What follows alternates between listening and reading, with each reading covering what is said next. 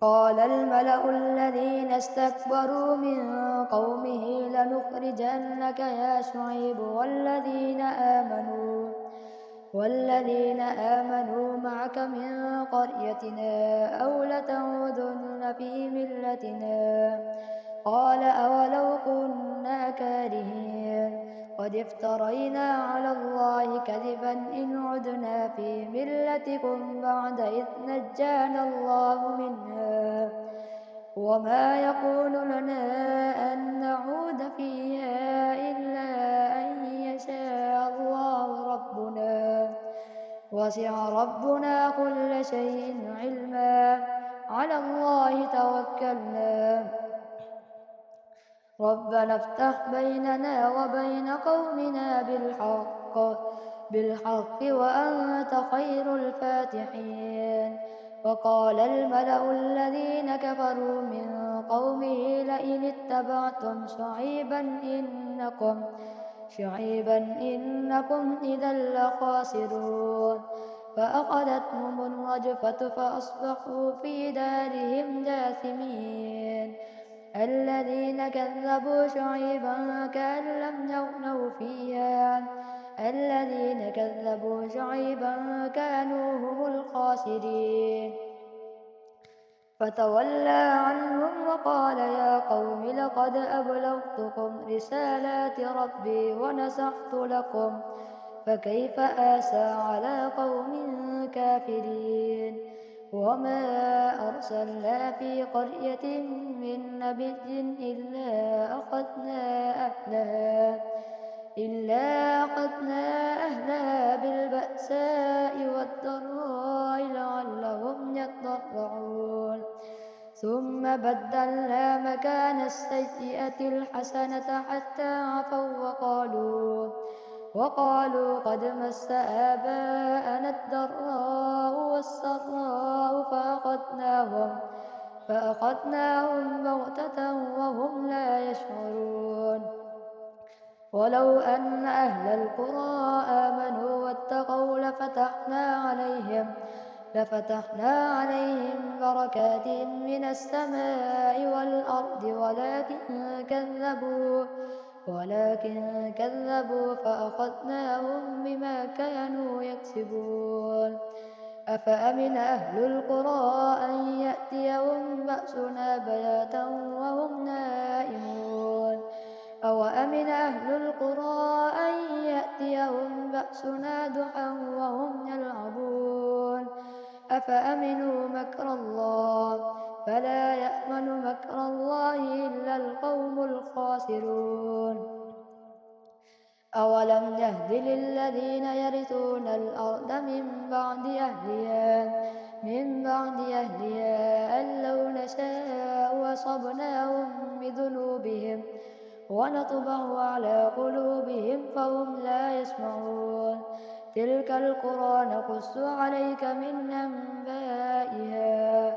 ولقد جاءتهم رسلهم بالبينات فما كانوا ليؤمنوا بما كذبوا من قبل. كذلك يطبع الله على قلوب الكافرين. وما وجدنا لأكثرهم من عهد وإن وجدنا أكثرهم لفاسقين. ثم بعثنا من بعدهم موسى بآياتنا إلى فرعون وملئه فظلموا بها فانظر كيف كان عاقبة المفسدين. وقال موسى يا فرعون إني رسول من رب العالمين حقيق على ألا أقول على الله إلا الحق قد جئتكم ببينة من ربكم فأرسل معي بني إسرائيل. قال إن كنت جئت بآية فأت بها إن كنت من الصادقين. فألقى عصاه فإذا هي ثعبان مبين ونزع يده فإذا هي بيضاء للناظرين. قال الملأ من قوم فرعون إن هذا لساحر عليم يريد أن يخرجكم فماذا تأمرون قالوا أرجه وأخاه وأرسل في المدائن حاشرين يأتوك بكل ساحر عليم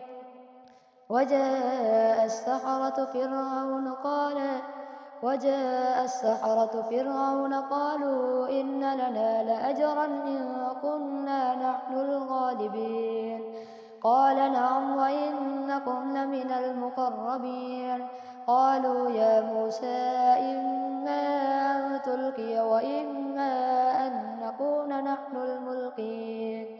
قال ألقوا فلما ألقوا سحروا أعين الناس واسترهبوهم وجاءوا بسحر عظيم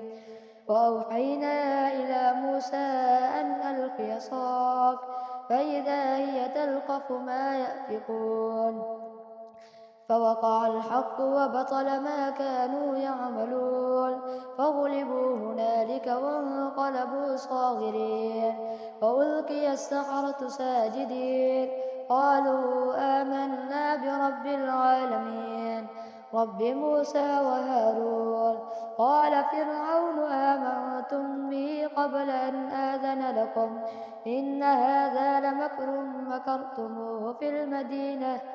المدينة لتخرجوا منها أهلها فسوف تعلمون لأقطعن أيديكم وأرجلكم من خلاف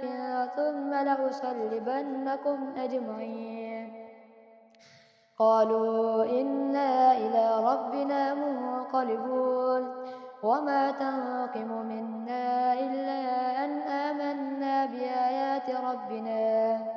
بآيات ربنا لما جاءتنا ربنا أفرغ علينا صبرا وتوفنا مسلمين وقال الملأ من قوم فرعون أتذر موسى وقومه ليفسدوا في الأرض ويذرك وآلهتك قال سنقتل أبناءهم ونستحيي نساءهم وإنا فوقهم قاهرون قال موسى لقومه استعينوا بالله واصبروا إن الأرض لله يورثها من يشاء من عباده والعاقبة للمتقين قالوا أوذينا من قبل أن تأتينا ومن بعد ما جئتنا قال عسى ربكم أن يهلك عدوكم ويستخلفكم في الأرض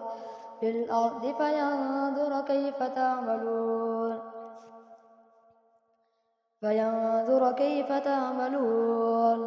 ولقد أخذنا آل فرعون بالسنين ونقص من الثمرات لعلهم يذكرون فإذا جاءتهم الحسنة قالوا لنا هذه وإن تصبهم سيئة يطيروا بموسى ومن معه ألا إنما طائرهم عند الله ولكن أكثرهم لا يعلمون وقالوا مهما تأتنا به من آية لتسحرنا بها فما نحن لك بمؤمنين فأرسلنا عليهم الطوفان والجراد والقمل والضفادع والدم آيات مفصلات فاستكبروا وكانوا قوما مجرمين ولما وقع عليهم الرجس قالوا يا موسى ادع لنا ربك بما عهد عندك لئن كشفت عنا الرجس لنؤمنن لك ولنرسلن معك بني إسرائيل فلما كشفنا عنهم الرجس إلى أجل هم بالغوه إذا هم ينكثون فانتقمنا منهم فأغرقناهم في اليم بأنهم كذبوا بآياتنا وكانوا عنا غافلين وأورثنا القوم الذين كانوا يستضعفون مشارق الأرض ومغاربها التي باركنا فيها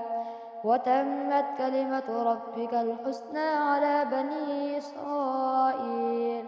بما صبروا ودمرنا ما كان يصنع فرعون وقومه وما كانوا يعرشون وجاوزنا ببني إسرائيل البحر فأتوا على قوم يعكفون على أصنام لهم قالوا يا موسى اجعل لنا إلها كما لهم آلهة قال إنكم قوم تجهلون إن هؤلاء متبر ما هم فيه وباطل ما كانوا يعملون قال أغير الله أبغيكم إلها وهو فضلكم على العالمين وإذ أنجيناكم من آل فرعون يسومونكم سوء العذاب يقتلون أبناءكم ويستحيون نساءكم وفي ذلكم بلاء من ربكم عظيم وواعدنا موسى 30 ليلة وأتممناها بعشر فتم ميقات ربه 40 ليلة وقال موسى لأخيه هارون اخلفني في قومي وأصلح ولا تتبع سبيل المفسدين ولما جاء موسى لميقاتنا وكلمه ربه قال رب أرني أنظر إليك قال لن تراني ولكن انظر إلى الجبل فإن استقر مكانه فسوف تراني فلما تجلى ربه للجبل جعله دكا وخر موسى صعقا فلما أفاق قال سبحانك تبت إليك وأنا أول المؤمنين قال يا موسى إني اصطفيتك على الناس برسالاتي وبكلامي فخذ ما آتيتك وكن من الشاكرين وكتبنا له في الألواح من كل شيء موعظة وتفصيلا لكل شيء فخذها بقوة وأمر قومك يأخذوا بأحسنها سأريكم دار الفاسقين سأصرف عن آياتي الذين يتكبرون في الأرض بغير الحق وإن يروا كل آية لا يؤمنوا بها وإن يروا سبيل الرشد لا يتخذوه سبيلا وإن يروا سبيل الغي يتخذوه سبيلا ذلك بأنهم كذبوا بآياتنا وكانوا عنا غافلين والذين كذبوا بآياتنا ولقاء الآخرة حبطت أعمالهم هل يجزون إلا ما كانوا يعملون واتخذ قوم موسى من بعده من حليهم عجلا جسدا له خوار ألم يروا أنه لا يكلمهم ولا يهديهم سبيلا اتخذوه وكانوا ظالمين ولما سكت في أيديهم ورأوا أنهم قد ضلوا قالوا لئن لم يرحمنا ربنا ويغفر لنا لنكونن من الخاسرين ولما رجع موسى إلى قومه غضبان أسفا قال بئس ما خلفتموني من بعدي أعجلتم أمر ربكم وألقى الألواح وأخذ برأس أخيه يجره إليه قال ابن أم إن القوم استضعفوني وكادوا يقتلونني فلا تشمت بي الأعداء ولا تجعلني مع القوم الظالمين قال رب اغفر لي ولأخي وأدخلنا في رحمتك وأنت أرحم الراحمين إن الذين اتخذوا العجل سينالهم غضب من ربهم وذلة في الحياة الدنيا وكذلك نجزي المفترين والذين عملوا السيئات ثم تابوا من بعدها وآمنوا إن ربك من بعدها لغفور رحيم. ولما سكت عن موسى الغضب أخذ الألواح وفي نسختها هدى ورحمة للذين هم لربهم يرهبون. واختار موسى قومه 70 رجلا لميقاتنا فلما أخذتهم الرجفة قال رب لو شئت أهلكتهم من قبل وإياي أتهلكنا بما فعل السفهاء منا إن هي إلا فتنتك تضل بها من تشاء وتهدي من تشاء أنت ولينا فاغفر لنا وارحمنا وأنت خير الغافرين.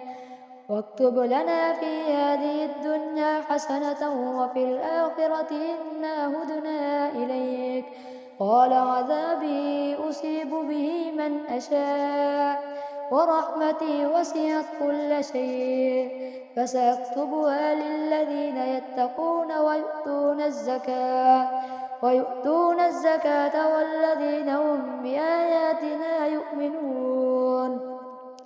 الذين يتبعون الرسول النبي الأمي الذي يجدونه مكتوبا عندهم في التوراة والإنجيل يأمرهم بالمعروف وينهاهم عن المنكر ويحل لهم الطيبات ويحرم عليهم الخبائث ويضع عنهم إصرهم والأغلال التي كانت عليهم فالذين آمنوا به وعزروه ونصروه واتبعوا النور الذي أنزل معه أولئك هم المفلحون. قل يا أيها الناس إني رسول الله إليكم جميعا الذي له ملك السماوات والأرض لا إله إلا هو يحيي ويميت فآمنوا بالله ورسوله النبي الأمي الذي يؤمن بالله وكلماته واتبعوه لعلكم تهتدون. ومن قوم موسى أمة يهدون بالحق وبه يعدلون وقطعناهم 12 أسباطا أمما وأوحينا إلى موسى إذ استسقاه قومه أن اضرب بعصاك الحجر فانبجست منه 12 عينا قد علم كل أناس مشربهم وظللنا عليهم الغمام وأنزلنا عليهم المن والسلوى كلوا من طيبات ما رزقناكم وما ظلمونا ولكن كانوا أنفسهم يظلمون. وإذ قيل لهم اسكنوا هذه القرية وكلوا منها حيث شئتم وقولوا حتة وادخلوا الباب سجدا نغفر لكم خطيئاتكم سنزيد المحسنين. فبدل الذين ظلموا منهم قولا غير الذي قيل لهم فأرسلنا عليهم رجزا من السماء بما كانوا يظلمون. واسألهم عن القرية التي كانت حاضرة البحر إذ يعدون في السبت إذ تأتيهم حيتانهم يوم سبتهم شرعا ويوم لا يسبتون لا تأتيهم كذلك نبلوهم بما كانوا يفسقون. وإذ قالت أمة منهم لم تعظون قوما الله مهلكهم أو معذبهم عذابا شديدا قالوا معذرة إلى ربكم ولعلهم يتقون. فلما نسوا ما ذكروا به أنجينا الذين ينهون عن السوء وأخذنا الذين ظلموا بعذاب بئيس بما كانوا يفسقون. فلما عتوا عما نهوا عنه قلنا لهم كونوا قردة خاسئين وإذ تأذن ربك ليبعثن عليهم إلى يوم القيامة من يسومهم سوء العذاب إن ربك لسريع العقاب وإنه لغفور رحيم وقطعناهم في الأرض أمما منهم الصالحون ومنهم دون ذلك فخلف من بعدهم خلف ورثوا الكتاب وقطعناهم في الأرض أمما منهم الصالحون ومنهم دون ذلك وبلوناهم بالحسنات والسيئات